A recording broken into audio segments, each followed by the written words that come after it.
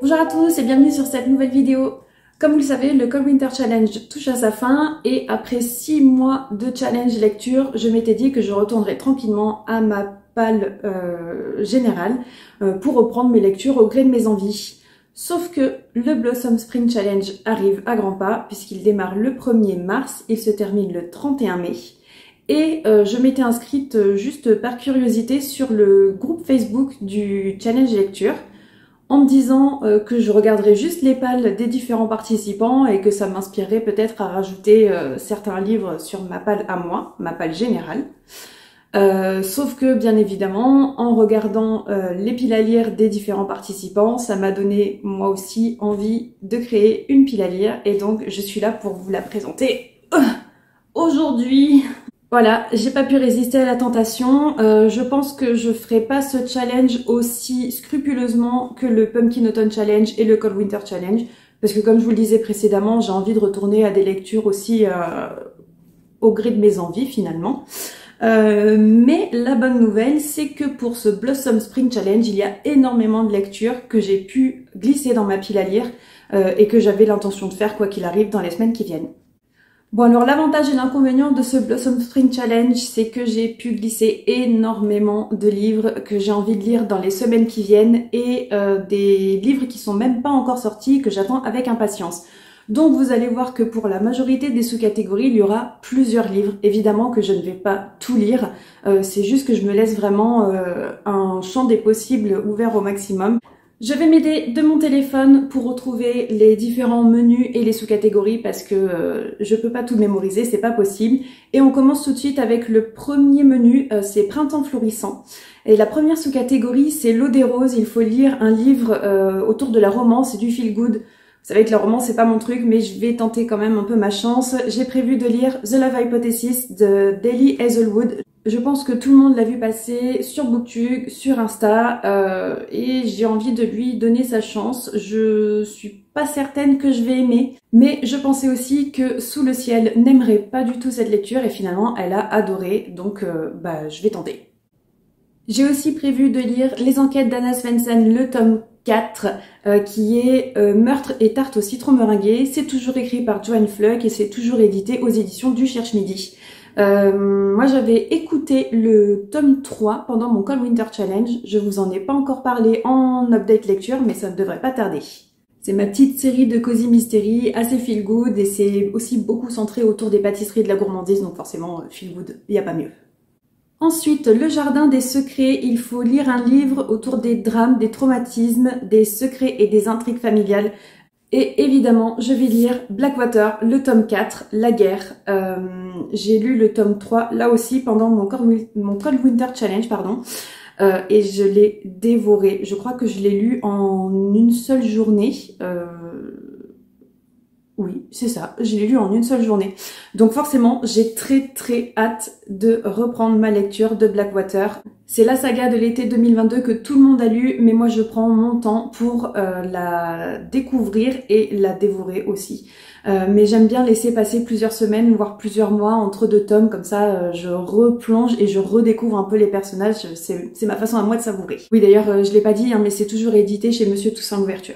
Et je lirai peut-être aussi Pachinko de Min Jin Lee, qui est édité aux éditions Charleston et celui-ci je l'emprunterai à la médiathèque puisqu'il est disponible. Enfin, la dernière sous-catégorie de ce menu, c'est Mauvaises herbes. Il faut lire un livre autour de la science-fiction, de la fantasy et du fantastique. La pléthore de choix. Je me suis laissé 2 choix possibles et là je vais poursuivre des sagas en cours. La première de ces sagas, c'est Capitale du Sud. J'ai déjà lu le tome 1 et le tome 2 ici présent que j'ai dévoré. C'est écrit par Guillaume Chamanadian et ça fait partie du cycle de la Tour de Garde. C'est-à-dire que cette saga évolue en parallèle de Capitale du Nord que je suis aussi en train de lire. D'ailleurs, je suis actuellement en train de lire le tome 2 de Capitale du Nord et j'aime toujours autant cette saga. Oui, d'ailleurs, je vous ai pas dit, hein, mais Capitale du Sud et Capitale du Nord, c'est publié aux Forges de Vulcain.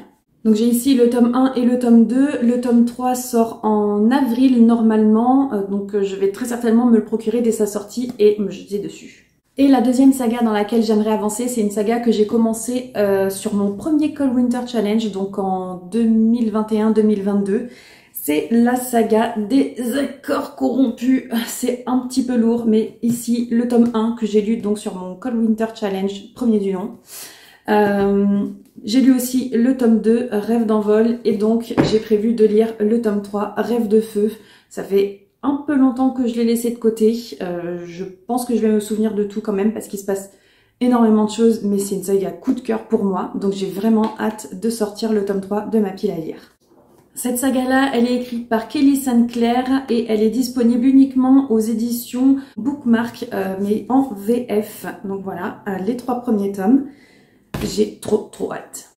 On évolue dans un univers de fantasy où une partie du monde est orientée autour de la chaleur, ça s'appelle Ozolis, et l'autre partie du monde est lui orientée autour de la glace et du froid. Et ça s'appelle Glacium, et nous on suit ce personnage-là qui est la princesse du monde de feu. Elle s'appelle Olina et elle se retrouve embarquée dans tout un tas d'aventures et d'intrigues politiques, bref, c'est pépite. Ensuite, le second menu, c'est Escapade printanière, et la première sous-catégorie, c'est Promenade dans les champs de trèfle. Il faut lire une série de mangas, un BD, un graphique, et là encore, vous savez que c'est vraiment pas mon truc. Donc là, j'utilise le Joker avec le bingo et je switch. Je change pour Chinatown, et donc il faut que je lise un livre qui se passe en Chine, et j'ai prévu de lire Celle qui devint le soleil de Shelley Jane Parker, qui est publié aux éditions Brajlon. Celui-là aussi, je crois qu'il est quand même pas mal passé sur Instagram et sur Booktube, mais surtout sur Instagram. Mais j'ai l'impression qu'on va revisiter le mythe de Mulan. Enfin, je sais pas si Mulan c'est déjà basé sur une histoire vraie ou pas. Mais quand j'ai lu le résumé, je me suis dit, ok, ça ressemble pas mal quand même au Disney qu'on connaît tous. Sauf que ça a l'air bien plus adulte. Donc, je tente ma chance. La deuxième sous-catégorie, c'est Voyage en Asie. Il faut lire un livre écrit par un auteur asiatique ou une histoire se déroulant en Asie. Et là, j'ai 3 choix possibles. Le premier, c'est La fille de la supérette de Sayaka Murata. Ça m'a l'air d'être un roman assez court, assez philosophique et qui nous pousse à réfléchir sur notre condition dans ces temps modernes. Et ça fait un petit moment qu'il est dans ma palle. La deuxième possibilité, c'est un récent ajout dans ma pile à lire, c'est Ce que nous confions au vent de Laura Imai Messina, parce qu'il vient de sortir en poche aux éditions 10-18. Et enfin, la troisième possibilité, c'est là aussi une suite de saga, puisque j'ai déjà lu le tome 1 ici et le tome 2 de ce côté-là. Et le tome 3 sort fin mai 2023, donc je pense que j'aurai pas le temps de le lire dans le cadre du Blossom Spring Challenge. Mais j'ai quand même glissé donc ce tome 3 qui s'intitulera L'ombre du Shogun. J'adore cette série, c'est estampillé jeunesse puisque c'est publié chez Gallimard Jeunesse. D'ailleurs c'est écrit par Camille Monceau qui est donc une autrice francophone. Oui, donc comme je vous disais, c'est estampillé jeunesse, mais franchement, ça reste hyper dur à lire. Les thèmes sont très sérieux, très adultes. J'ai franchement parfois même pleuré tellement c'est assez dur à lire, mais c'est trop bien et j'ai vraiment hâte de mettre la main sur le tome 3. La troisième sous-catégorie, c'est Vider les valises et il faut lire un livre qu'on n'a pas lu lors d'un précédent challenge. Et le premier, c'est Après l'océan de Laurence Perrin, que je n'ai pas lu dans le cadre du Pumpkin Autumn Challenge donc. Ici, je ne sais pas si c'est basé sur une histoire vraie ou si c'est purement fictionnel, mais dans l'historique, puisqu'on retrouve 2 sœurs après le naufrage du Titanic. Et on va voir la façon dont elles évoluent, dont elles se remettent de ce naufrage. La deuxième possibilité, c'est si j'ai envie de démarrer encore une nouvelle saga, et je me laisse la possibilité de tenter Le Sentier des Astres, le tome 1, Manèche, qui est écrit par Stéphane Plateau et qui est publié aux éditions Les Moutons Électriques. Je me souviens pas grand chose de cette saga, à part que je l'avais vue sur la chaîne de Camelot Magicadou et la façon dont elle en avait parlé, ça m'avait donné vachement envie, donc je l'avais mis dans ma pile à lire du Cocorico Challenge et j'ai pas eu le temps de le lire, donc pourquoi pas commencer maintenant. Le prochain menu, c'est Lapin de Pâques et la première sous-catégorie, c'est le pudding à l'arsenic. Il faut lire un policier, un thriller, suspense ou page turner. Encore 2 possibilités. La première, c'est American Predator de Maureen Callahan et édité aux éditions 10-18, là encore. C'est inspiré de faits réels puisqu'ici on traque l'un des tueurs en série les plus prolifiques malheureusement des États-Unis. La deuxième possibilité, ce serait de lire Amstramgram de Matthew Hardledge, qui est là aussi édité aux éditions 10-18. Je crois bien que c'est le premier d'une longue série où on retrouve toujours le même personnage principal, l'enquêtrice Ellen Grace. Alors évidemment, ce sont pas des tomes 1, 2, 3, etc. Mais ça s'inscrit dans une continuité, donc j'aimerais lire dans l'ordre qu'il faut. Donc je démarrerai avec celui-ci, puisqu'a priori c'est le premier. La prochaine sous-catégorie, c'est À minuit sonnent les cloches. Il faut lire un roman jeunesse, contes et légendes. Et là, j'ai choisi d'ajouter Les Sœurs Hollow de Crystal Sutherland, qui est édité aux éditions Rajo. Celui-ci, je l'ai eu à Noël ou à mon anniversaire, je sais plus bien, en décembre. Et vous voyez, il est toujours dans ma pile à lire. Il est magnifique. Ici, on apprend au tout début de ce roman que les trois sœurs Hollow, quand elles étaient toutes petites, elles ont été enlevées et elles sont réapparues mystérieusement 1 an plus tard. On les suit ici à la fin de leur adolescence ou au début de leur vie d'adulte et l'une d'entre elles disparaît de nouveau, donc les 2 sœurs restantes vont mener leur petite enquête. La troisième sous-catégorie, c'est Les œufs de Fabergé. Il faut lire une histoire qui se déroule dans une autre époque ou un voyage dans le temps. Là encore, 2 choix possibles, mais diamétralement opposés. Le premier, ce serait Les loups dorés de Roshani Chokshi, qui est sorti aux éditions de Saxus et qui me fait de l'œil depuis sa sortie. Il est disponible à la médiathèque, donc j'ai encore plus envie de me jeter dessus. Là, ça se passe à Paris à la fin du 19e siècle. Je crois que c'est en 1899, si je me trompe pas. Et il me semble qu'il y a une enquête autour d'artefacts magiques ou d'artefacts historiques. Dans tous les cas, ça m'intéresse grandement et je sais pas pourquoi je l'ai pas encore lu.